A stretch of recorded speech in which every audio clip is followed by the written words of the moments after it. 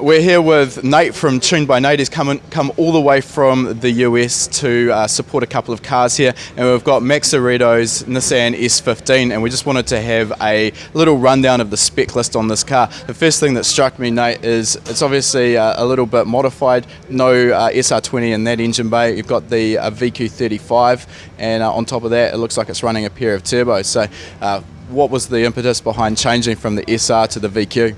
I believe that the reason why we changed it is the level of competition in the U.S. The car was originally built in the U.S. The SR was no longer a competitive platform that we feel anyway. You have to stretch the engine out so far in order to be competitive with the V8s and also some of the 2Js that are out there. So yeah, we chose this platform. I think it's been battle tested for sure. Yeah. Before we get a little bit more into that engine spec, I mean, particularly in that US market, we've seen over the last few seasons the power levels have just gone nuts. Back here in Australia and also my home country, New Zealand, we're probably not chasing those sort of numbers now. 1,000 horsepower seems to be the bare minimum to go drifting. Is that really necessary in that US series, and where do you see it stopping? I would say it's not entirely necessary because there are plenty of vehicles, like for example, Frederick Osbo's TC is not making 1,000 horsepower, and he's able to keep up with, some of the big heavy hitters that are claiming 1,200 and so on and so forth. So it's not necessary, but I mean, the amount of grip that they're dialing into these cars in drift is unbelievable, and without the higher levels of power, you'll probably struggle trying to keep up, that's for sure. Okay, so let's get back to that VQ35. So what's been done to it to get it reliable in a drift application? We worked together, obviously, with the RSR and their engine builder, Blue Moon Performance.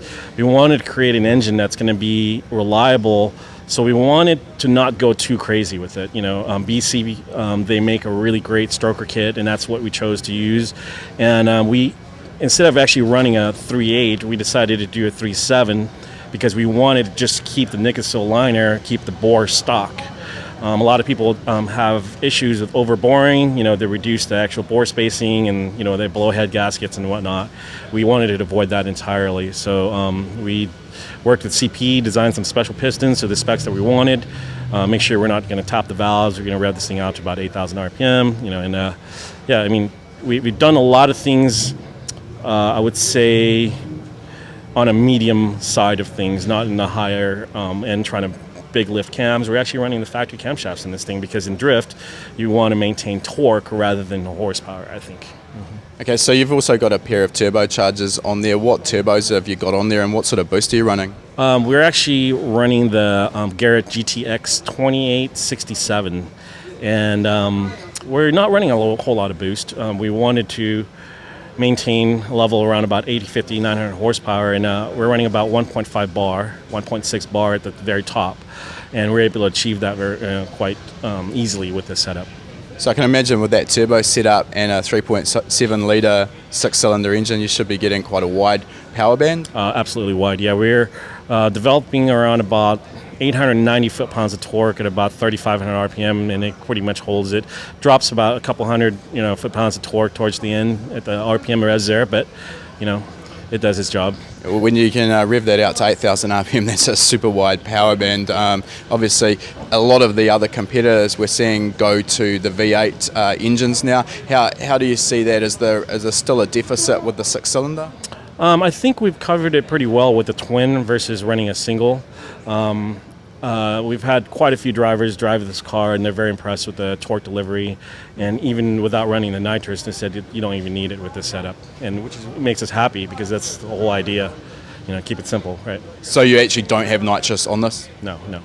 Let's talk about the engine management or the electronics package on the car. Can you talk us through what you've got fitted to it? Sure, of course. Naturally, we're going to run MoTeC. I've been working for them for 10 years, and everything in this car is MoTeC, from the SDL3 to M600. We also have the knock module. We have the keypad.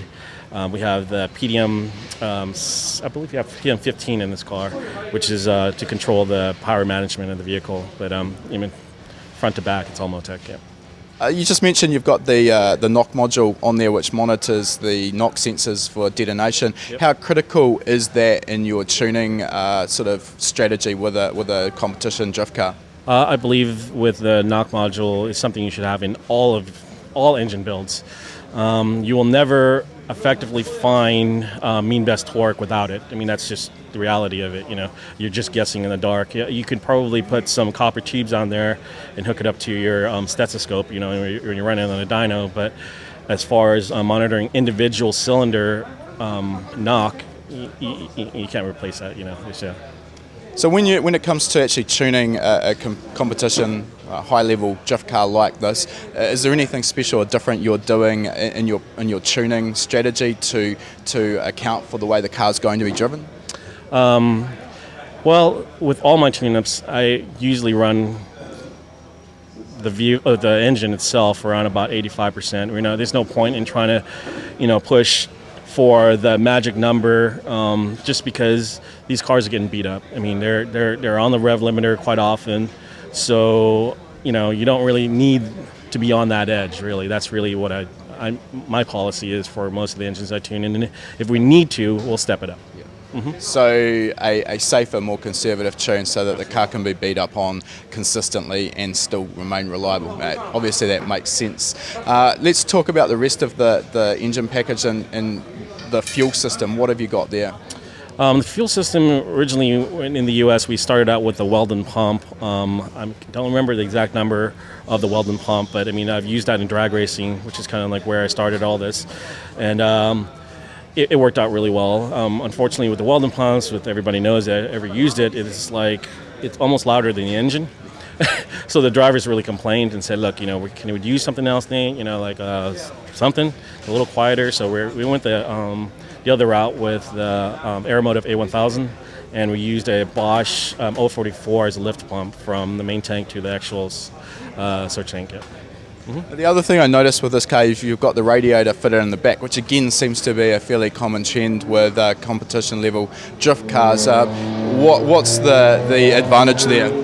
Well, the advantage of actually having the radiator in the back is that, for one, this chassis was designed with the SR20, albeit it is a cast iron block, but this VQ is quite a tremendous engine. So we wanted to try to keep the weight balance, a little bit more neutral. Some drivers still like more front heavy, so moving it to the back it changed it some, but I believe that we found a really good balance with it. The other side of drifting is that there's some opportunities of impact, and having the radiator in the back, we reduce the chance of actually damaging the radiator in the competition. Mm-hmm. Does it make it more of a challenge to actually get good cooling airflow through the radiator when it's mounted in the back? We've gone through several revisions of actually how to mount the radiator and where to place the fans, and putting some louvers in the back there definitely helps it out. Mm-hmm. Look, thank you very much for taking us through that car. I really appreciate your time today, Nate. All right, thank you very much, man. Appreciate it. Cool. For online tuning courses, visit learntotune.com.